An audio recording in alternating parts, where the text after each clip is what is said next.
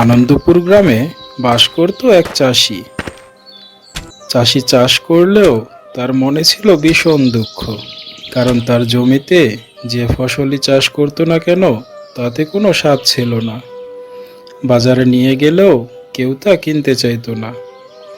একদিন চাষি মাথায় হাত দিয়ে মাঠে বসে কাঁদছিল। হে খোদা, আমার জমিতে কেন তুমি ফসলের কোনো স্বাদ দাও না? যে ফসলই চাষ করি না কেন, তুমি সেই ফসলের স্বাদ কেন কেড়ে নাও? এই করিম, এভাবে কান্না করছিস কেন বাবা? কি আর করব বাবা, আমার যে অনেক কষ্ট। আমার জমিতে যে ফসলই চাষ করি না কেন, কোনো ফসল ভালো হয় না, ফসলের কোনো স্বাদই থাকে না। হ্যাঁ রে, তাই বলে এভাবে কাঁদতে হবে?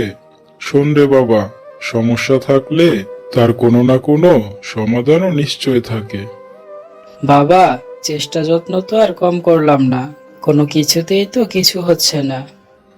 শোন রে করিম, সব সময় একই রকম করে ভাবলে হয় না। কিছু কিছু সময় বুদ্ধিটা উল্টো করেও কাজ করতে হয়। শোন, সমস্যার সমাধান খোঁজ। যা যেভাবে করছিস, সার মাটি দিচ্ছিস, তার উল্টো করে সার দিয়ে দেখবি সব ঠিক হয়ে গেছে। যা, এখন বাড়িতে ফিরে যা, আর ঠান্ডা মাথায় চিন্তা কর। ঠিক আছে বাবা।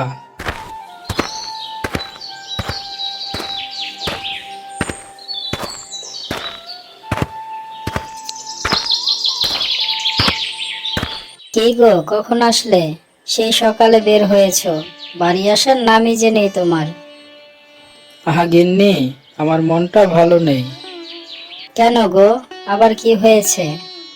কেন, তুমি জানো না গিন্নি, আমাদের চাষের জমির ফসল ভালো হয় না, আর যাই বা হয় তা তো খাওয়াই যায় না। ও, এই কথা।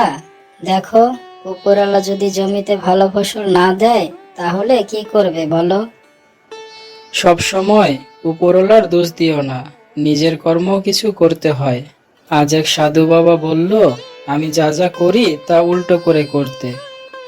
তাহলে করে দেখো, যদি কোনো লাভ হয়। আমি আর কি করি, জমি চাষ করি, তারপর বীজ লাগাই, তারপর পানি আর সার দিয়ে দেই। তো এখন এগুলোর মধ্যে উল্টো কি করব? তুমি এক কাজ করতে পারো, সারগুলো উল্টো করে দিতে পারো। সার আমি উল্টো করে কিভাবে দেব? তুমি তো রাসায়নিক সার ব্যবহার করো, এখন তুমি জৈব সার ব্যবহার করতে পারো। হ্যাঁ গো গিন্নি, তুমি ঠিক বলেছ। আমি কাল থেকে আবার জমি চাষ করতে শুরু করব, আর জমিতে জৈব সার দেব।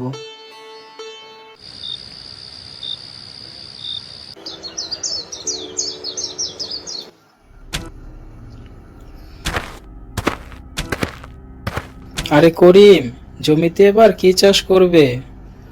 এই তো ভাই, এবার ভাবছি জমিতে আলু লাগাবো। আলু? তোর জমিতে আবার আলু লাগাবি? তা খাবে মানুষে? দেখা যাক ভাই, এবার কি হয়। ঠিক আছে, লাগা লাগা, তবে শোন, আমার জমির আলুর দিকে তাকাস না কিন্তু।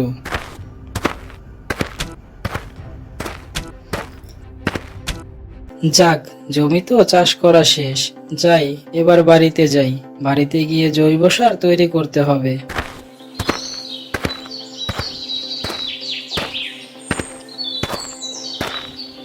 গিন্নি, কোথায় গেলে গো? এক গ্লাস পানি নিয়ে আসো দেখি।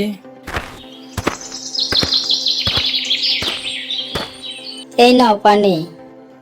দাও দাও, গলাটা একবারে শুকিয়ে গেছে।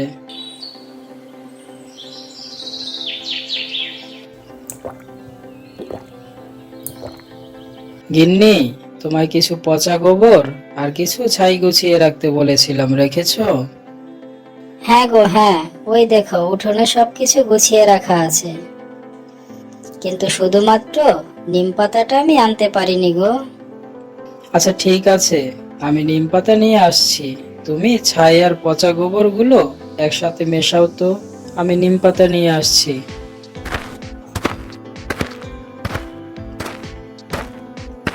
এখন নিম পাতা যে কোথায় পাই? ওহো, নিম গাছ তো পুকুর পাড়েই আছে। যাই, পুকুর পাড়ের নিম গাছটা থেকে নিম পাতা পেড়ে নিয়ে আসি। এই তো নিম গাছ, কিছু পাতা পেরে নেই।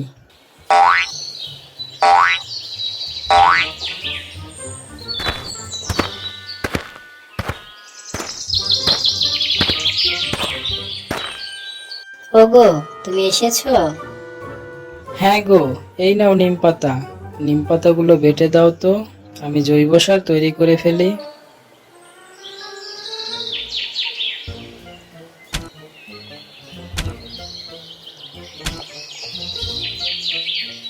এই তো হয়ে গেল আমাদের জৈব সার। বউ, তুমি থাকো, আমি এই সারগুলো জমিতে ছিটিয়ে দিয়ে আসি। কাল আবার আলুর বীজগুলো লাগিয়ে দেব। ঠিক আছে, যাও।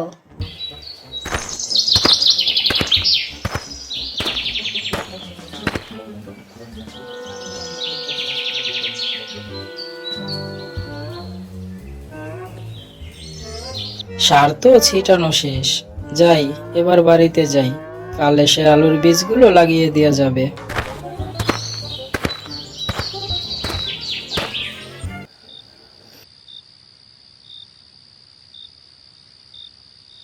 উপরওয়ালাই জানে এবার আমাদের জমিতে কেমন ফসল হবে। এবার ফসল ভালো না হলে তো আমরা পথে বসে যাব। তুমি এত চিন্তা করো না তো, এখন ঘুমিয়ে পড়ো। কাল বীজগুলো লাগাও তো। উপরওয়ালা যা করবেন ভালোর জন্যই করবেন।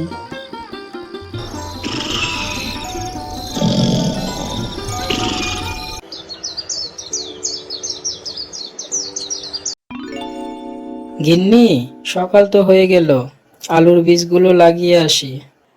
হ্যাঁ গো, চলো চলো, আমিও যাব তোমার সাথে।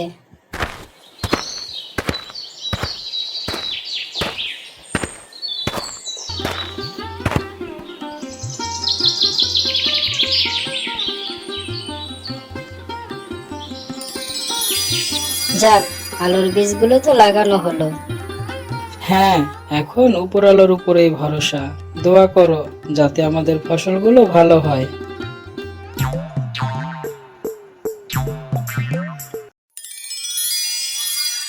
আরে, আমার জমিতে তো দেখছি এবার বেশ ভালো ফসল হয়েছে। দেখি তো আলুগুলো কেমন হয়েছে। আরে, আলুগুলো তো বেশ বড় বড় হয়ে গেছে, কিছুদিনের মধ্যেই তোলা যাবে। এবার আগে নিজে খেয়ে দেখব, তারপর বাজারে বিক্রি করব। যাই, আলুগুলো নিয়ে বাড়িতে যাই।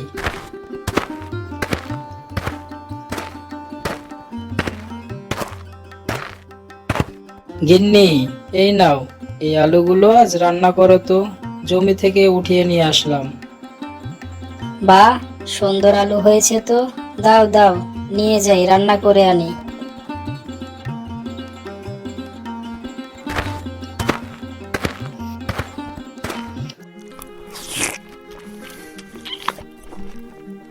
আহা, দারুণ স্বাদ হয়েছে আলুর। গিন্নি, খেয়ে দেখো, আলু কত মিষ্টি খেতে। হ্যাঁ গো, তাই তো দেখছি। যাক, উপরওয়ালা মনে হয় এবার আমাদের দিকে মুখ তুলে চেয়েছে। বুঝলি গিন্নি, কাল আলু তুলে বাজারে বিক্রি করতে যাব।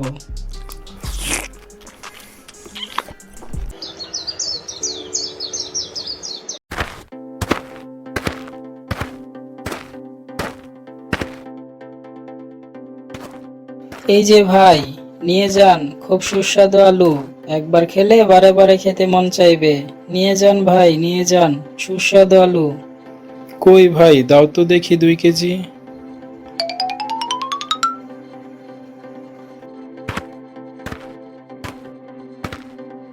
আরে বাহ, আজ তো সব আলু বিক্রি হয়ে গেল। যাই যাই, এবার বাড়িতে যাই, আগামীকাল আবার নিয়ে আসবো।